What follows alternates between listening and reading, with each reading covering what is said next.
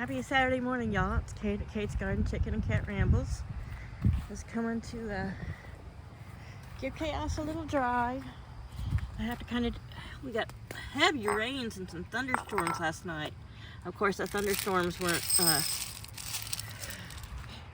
super intense like I like them, but it was pretty good. Around the curtains of my room, I could see sky really lightening up, bright, big flashes, and counting the booms. So yeah, everything was soaked this morning. I came out in the middle of the rain to open the gate so that if Laddie because it was really heavy, so that if Laddie and Flower wanted to come down and get under the coop, they could. So the intention of this video this morning is to share some really sad news. Cece died. I'm not sure what or why, or if it was her heart. I mean, these birds are designed to only live a couple months until they're, butchered for just their breast. Day before yesterday, she just didn't walk around as much, but she was eating and drinking. And then yesterday, I set her out here with her food and water. The big water and some food, and she didn't really touch it. And she pecked at her apple, and she ate some blueberries because when I found her, well, she was still alive. She was way back there in the corner, and she was kind of panting, and she had blueberry all over her beak. And so it was really hot and stuffy yesterday, so I picked her up and I put her in the coop, which was getting a good breeze, and I put her food and water in there, and came back in, came back maybe hour and a half later, came back out because I saw through the window the sky was darkening, and I'm like, okay, I'm gonna make sure that rain can't blow in, and check on Mama and the babies. And she was still sitting where I set her down, but her legs were stretched out and she was gone. Her beak wasn't as purple, and so I assumed that maybe she, got a drink and rinsed her beak off. But when I picked her up, she was upside down a little bit, and a little bit of water dripped out of her mouth. So I don't know if maybe she aspirated, but she didn't look like she died in any kind of, well, I can't say whether she was in pain or not, but she didn't look like it was like a struggle. Like I've seen chickens with their mouth gaping open, and after a heart attack. She might have just had a heart attack. But while I'm out here, I got my first tomato. It's not super red, but it was really hot yesterday, and so last night I picked it real quick because I didn't want, if we got too much rain, to burst it, or sometimes when like a cold rain will hit hot tomatoes, it will also help them crack. But anyway, we'll come out and take a peek at the garden. Here's Nomad following me. I think this is going to be a pumpkin. It's a volunteer. Can't remember if I had pumpkins out this way. And it could be a cucumber. I don't know. But, birds pick up stuff and drop stuff. So, I don't know. We'll see what it is. But when I set the sprinkler out her yesterday, I was like, what is that? So, everything got a really, really good drink last night. I fed them this week. I've still got a green tomato right there. That was the companion to this one in my pocket. I've got quite a few cherry tomatoes coming up. And the zebra green or green zebra none of its flowers have produced anything yet. A couple of its flowers have done this, kind of dried up, but it's not been dry, so I don't know. It's a pretty hybridized tomato, so we'll see how it turns out. Cucumbers, that one's got a few on it. This one that was the first to produce right now only has a couple little babies. And then this one, which I got one of those giant ones off of, has got quite a few little cucumbers in there. Sunflowers are coming up nicely. There's a volunteer sugar baby watermelons. Yeah, at one point yesterday it was really shady, and I thought I would come out and pull up a bunch of this and get the purple-hulled, pink-eyed, purple-hulled peas in, but it got really hot really fast. The sun came out and I just hid in the AC. You can see that some of these little branches here got beat down pretty well. Now some of these big ones on the bottom that are not going to make blooms, it's called suckering, and if they're not in a position where they're going to protect or shade future tomatoes, I will pop a few of those off so that the plant isn't using its energy and time to keep feeding and making these giant leaves that are going to produce nothing, keep growing. I used to do it a little more severe. I, kind of backed off being psycho suckerer as I used to, because some of those you really want them to help shade the fruit.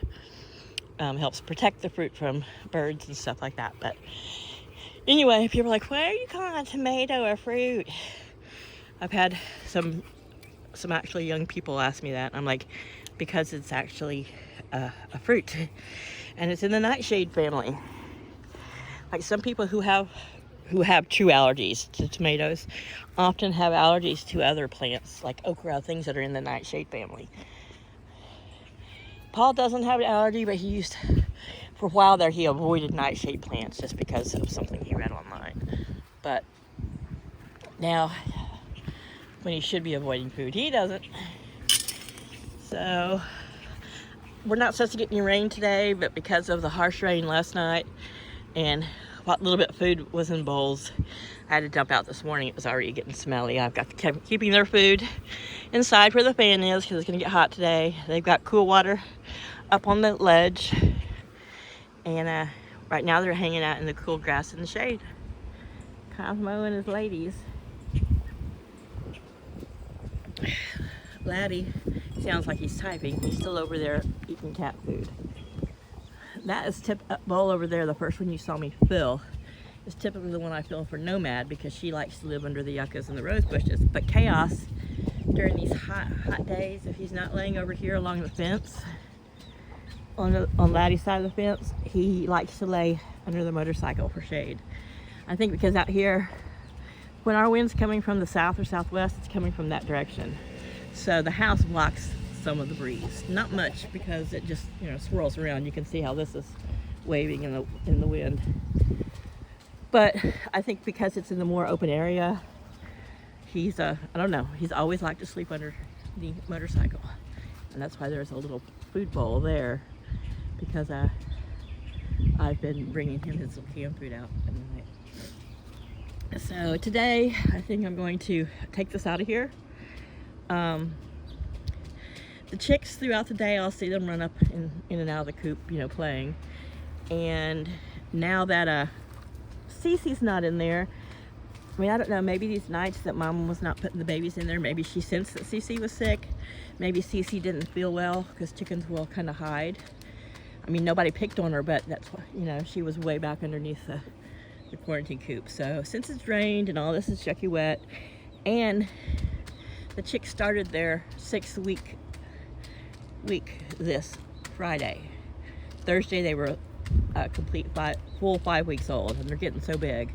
So I figure in the next couple weeks, Mom's gonna fly the coop one out, and I'll probably go ahead and put her back in with the big chickens. I just don't want a huge amount of free rangers, but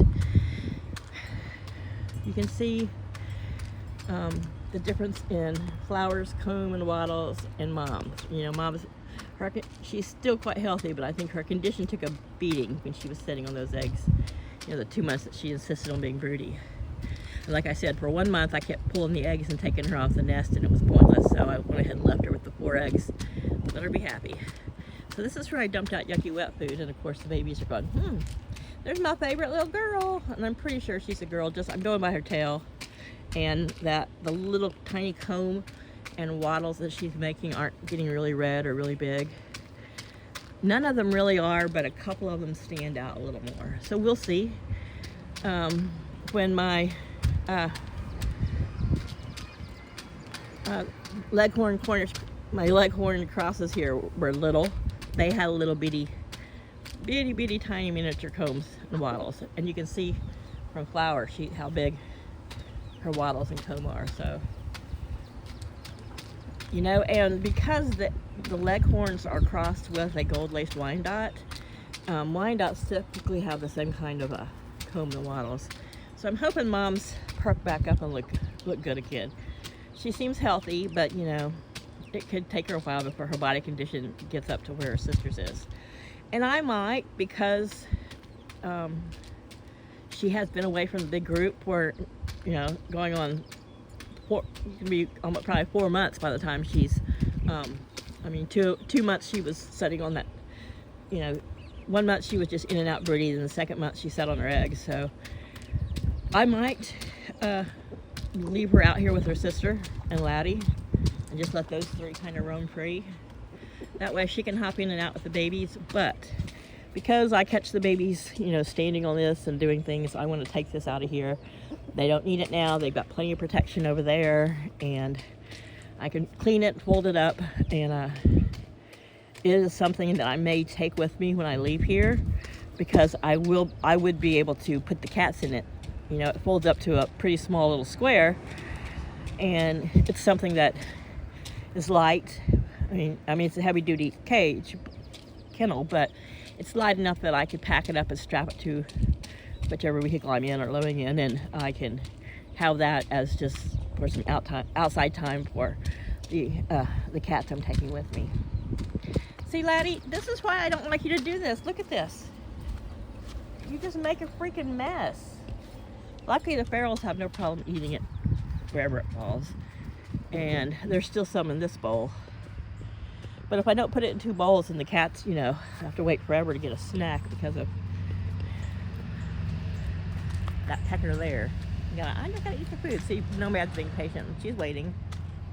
Chaos isn't chasing her off. Usually he doesn't like having other cats in the yard. I mean, he'll watch them, but if they get too close to what he considers his territory, like there's there's 2 water dishes there. One over by Laddie, and then this is the water dish waiting pool for the chickens, which the cats, of course, want to drink out of.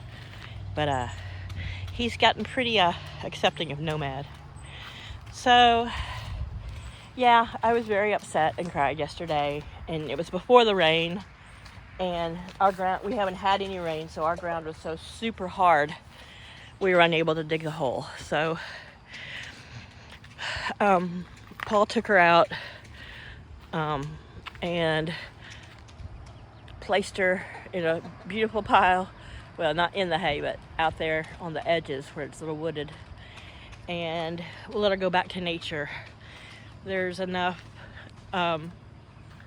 possums and the vultures that hang out here behind my house, the black vultures. You know, if I was way out in the country, I would have a place where I took animals.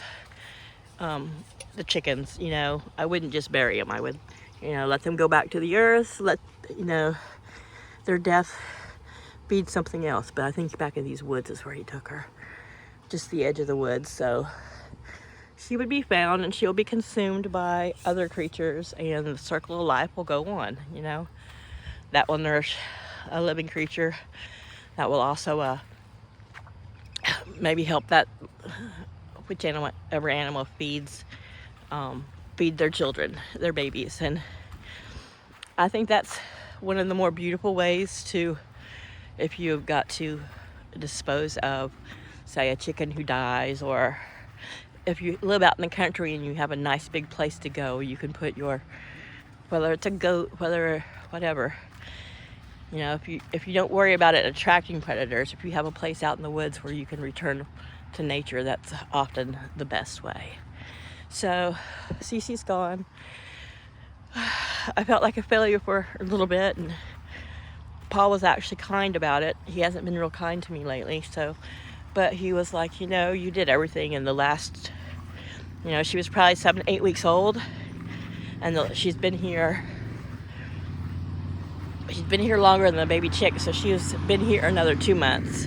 So the last 8 weeks of her life was a bonus for her, and she got to know love and snuggles and cuddles and, you know, good food and companionship, and she hung out with the babies. and she seemed like she was just a happy chicken. And even yesterday, I saw the chicks. They didn't, peck at her, but they hopped around her. It was their Auntie Cece. So I've still got lilies blooming. Wildflowers really were kicking up yesterday, but the rain last night was pretty hard.